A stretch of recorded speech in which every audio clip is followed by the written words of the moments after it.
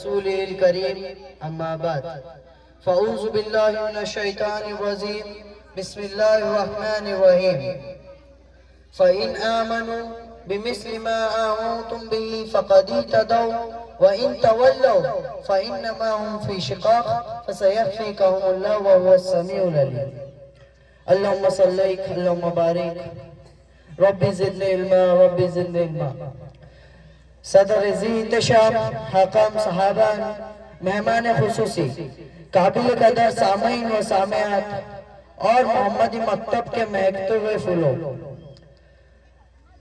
آج میرے تقریر کا موضوع ہے اسلام کو کیسے سمجھیں۔ بہت ہی زیادہ اہم ترین موضوع جس کو سمجھایا جائے اور جس کو سمجھا جائے کہ اللہ کے اتارے ہوئے دین کو، اللہ کے دیے ہوئے دین کو ہم اور آپ صحیح طریقے سے کیسے سمجھیں اور اس پر عمل کریں۔ کیوں؟ یہ اس لیے بھی زیادہ ضروری ہے کہ آج دین کے نام پر بہت ساری جماعتیں ہیں۔ اسلام نے جو عقیدہ دیا ہے وہ عقیدہ دنیا کے سارے مسلمانوں میں نہیں پایا جاتا، بلکہ عقائد میں بڑے اختلاف دنیا میں مختلف قسم کے عقیدے ہیں۔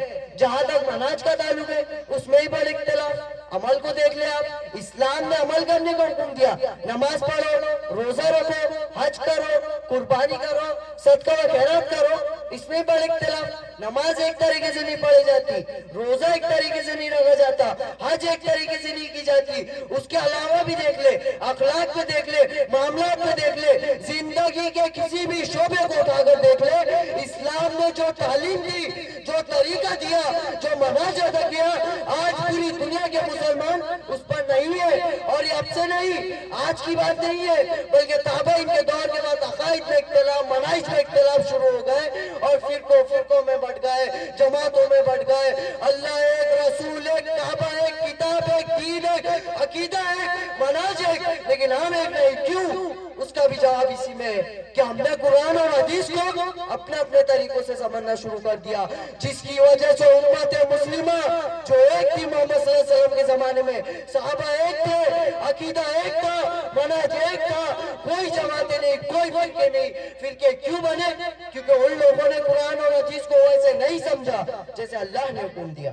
کیا اللہ تعالیٰ کا حکم، کیا اللہ تعالیٰ کا فرمان؟ اللہ تعالیٰ فرماتا ہے فَإِنْ آمَنُوا، اگر لوگ ویسے ایمان لائیں گے جیسے تم ایمان لائے ہو تو وہ لوگ ہدایت پر ہوں گے۔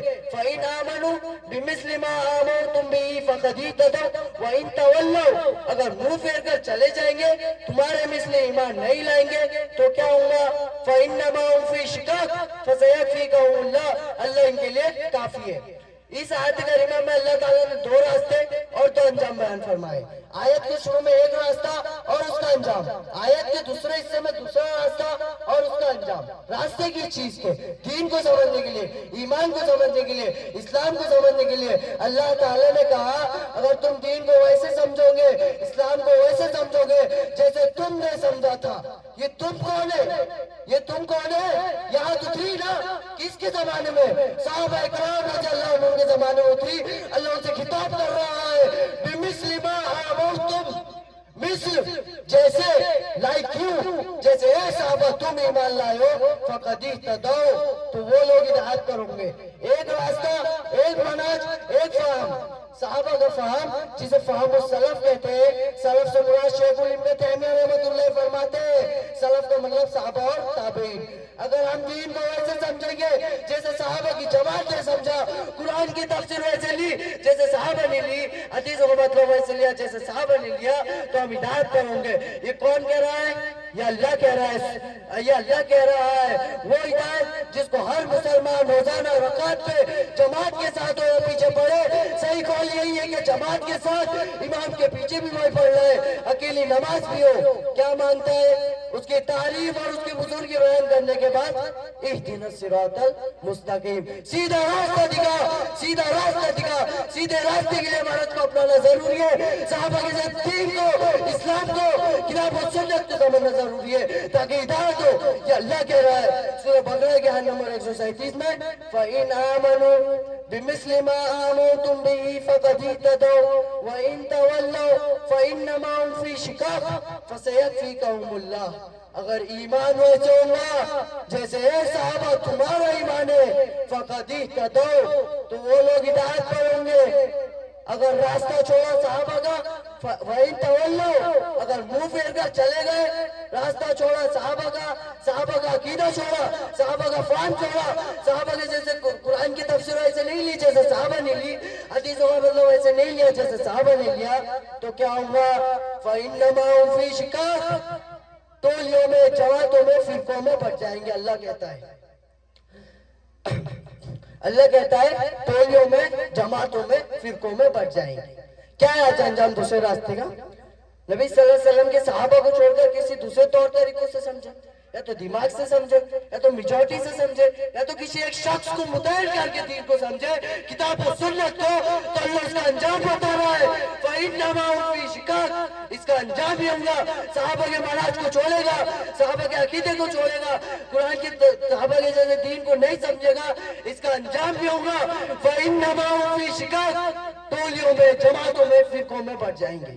اسلام ایک ہے, کتنی جماعت ہے, یہ بھی مسلمان وہ بھی مسلمان, وہ کہتا ہے میں کتاب و سنت کو ماننے والا ہوں, وہ کہتا ہے میں اللہ اور اس کے رسول پر ایمان لانے والا ہوں, وہ کہتا ہے اس کا عقیدہ الگ ہے, وہ کہتا ہے اس کا عقیدہ الگ ہے, وہ کہتا ہے اللہ عرش پر ہے, وہ کہتا ہے اللہ ہر جگہ موجود ہے, نہیں وہ کہتا ہے اللہ صرف 5 جگہ پر رہتا ہے, وہ کہتا ہے اللہ ہمارے دلوں میں.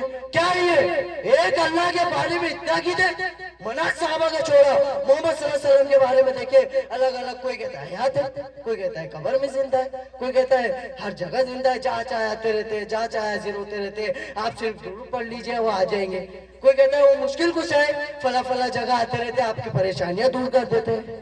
کیا یہ پھر نماز کو لے لو, طہارت, زکوٰۃ, عمرہ, شادی میں معاملہ, لین دین, ایوری تھنگ اسلام کی لوگوں نے صحابہ کے منہج کو چھوڑا الگ الگ, کوئی کہتا ہے حلال ہے, کوئی کہتا ہے حرام ہے. ہاں آپ انڈیا میں رہتے ہو, دارالکفر میں ہو, سود آپ کے لیے حلال ہے, کوئی کہتا ہے حرام ہے. ہاں یہ چیز غلط ہے, نبی صلی اللہ علیہ وسلم کی پیدائش کے وقت کوئی کہتا ہے میلاد منانا چاہیے. ہاں بھائی خوشی کا موقع ہے, پہلے نبی صلی اللہ علیہ وسلم دنیا میں نور لے آئے, کوئی میلاد منا رہا ہے تو کوئی انکار کر رہا ہے.